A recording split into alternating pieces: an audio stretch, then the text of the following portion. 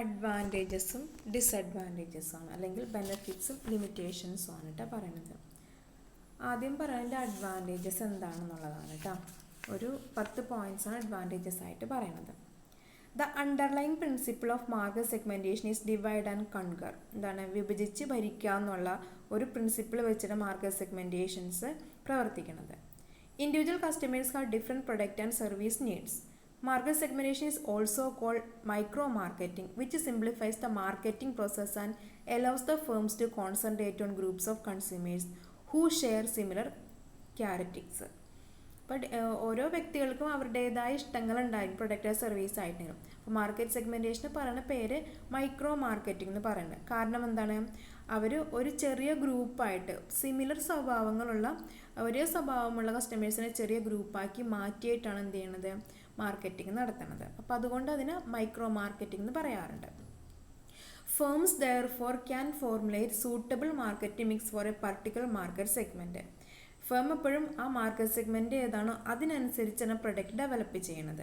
Otherwise they have to offer A common marketing mix to buyers who display dissimilar buying behaviours.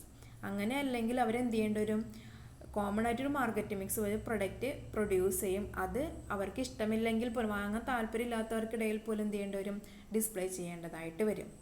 Mass marketing എന്ന് പറഞ്ഞിട്ടുണ്ടെങ്കിലും ഒരു product വെച്ചിട്ട് എന്ത് ചെയ്യണം, എല്ലാവരെയും തൃപ്തിപ്പെടുത്താനായിട്ട് നോക്കണം. അങ്ങനെ ഒരു മാർക്കറ്റിംഗ് സ്ട്രാറ്റജിയാണ് മാസ് മാർക്കറ്റിംഗ് എന്ന് പറയുന്നത്. പക്ഷെ അത് നമ്മൾക്ക് എന്താണ് ബെനിഫിറ്റ് അല്ലാത്തതുകൊണ്ട് മാർക്കറ്റ് സെഗ്മെൻറ്റ് ഉപയോഗിക്കുന്നത്.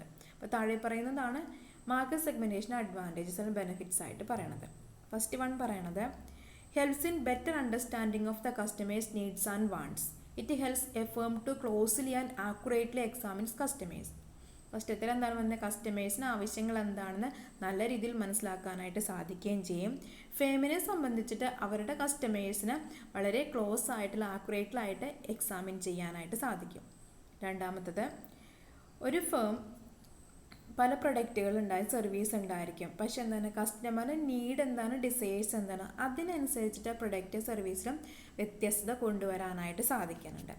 മൂന്നാമത്തത്, firms can design or redesign product and service to meeting the marketing needs. മാർക്കറ്റിൻ്റെ ആവശ്യം എന്താണോ അത് ഫുൾഫിൽ ചെയ്യുന്നതിന് വേണ്ടിയിട്ട് പ്രൊഡക്റ്റിലോ സർവീസിലോ ഡിസൈൻ ചെയ്യുകയോ മാറ്റങ്ങൾ ആവശ്യമാണ് വീണ്ടും റീഡിസൈൻ ചെയ്യുന്നതിനും ഹെൽപ്പ് ചെയ്യുന്നുണ്ട്. നാലാമത്തത്, it may give firms excellent new market opportunities by identifying unexplored segments of a market.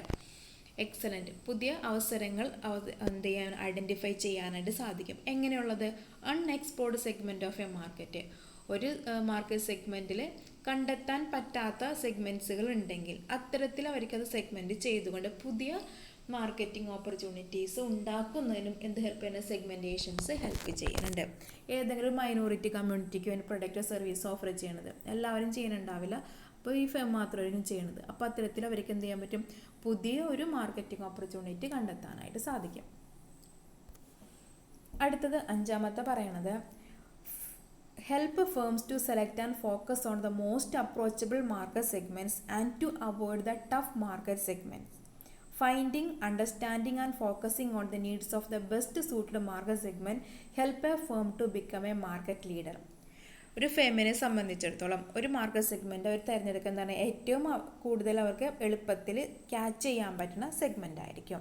അപ്പോൾ അതുകൊണ്ട് തന്നെ ടഫ് മാർക്കറ്റ് സെഗ്മെൻറ്റ് ഉണ്ട് അവർ ഒഴിവാക്കും. അപ്പോൾ എപ്പോഴും ഫേമിന് ഒരു മാർക്കറ്റിൽ അവർക്ക് സൂട്ടബിളായിട്ടുള്ള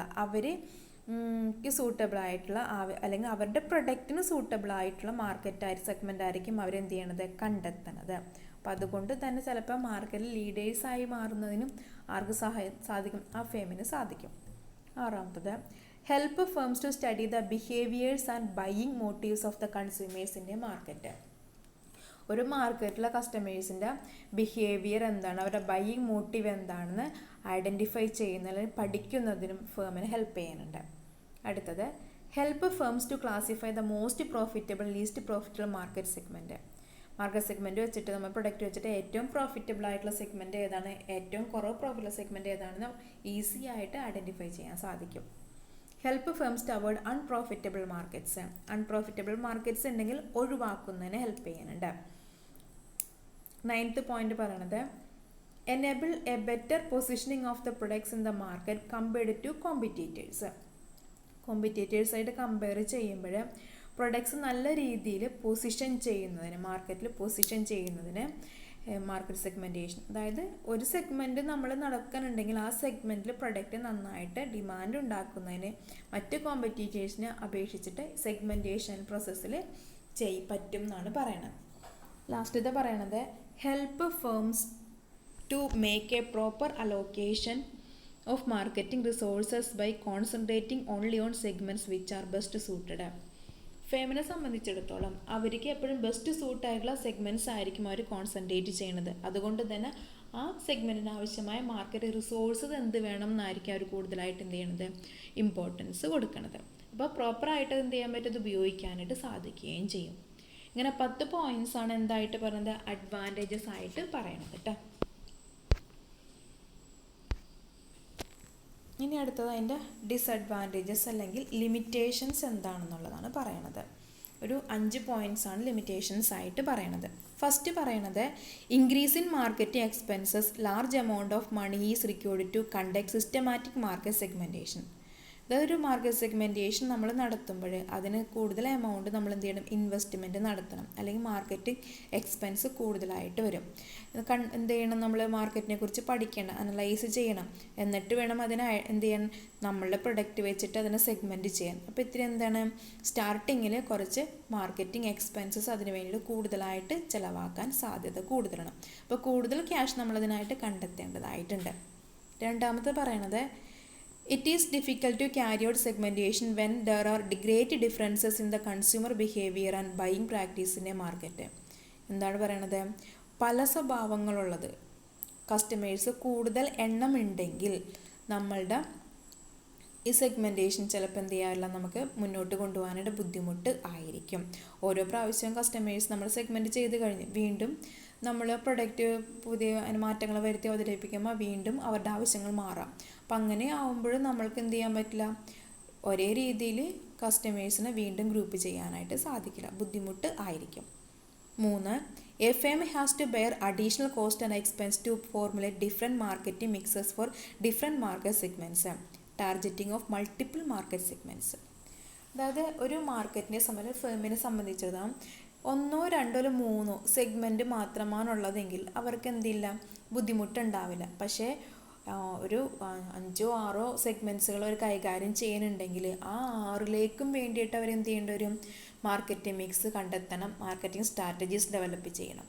അപ്പോൾ അതിനനുസരിച്ചിട്ട് എക്സ്ട്രാ കോസ്റ്റും അഡീഷണൽ എക്സ്പെൻസൊക്കെ എന്ത് ചെയ്യേണ്ടി വരും, കൂടുതലായിട്ട് കണ്ടെത്തേണ്ടതായിട്ട് വരും.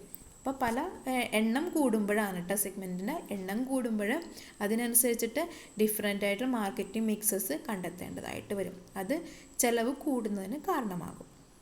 4, segmentation is not beneficial or practical in the case of a market where the buyers are small in number.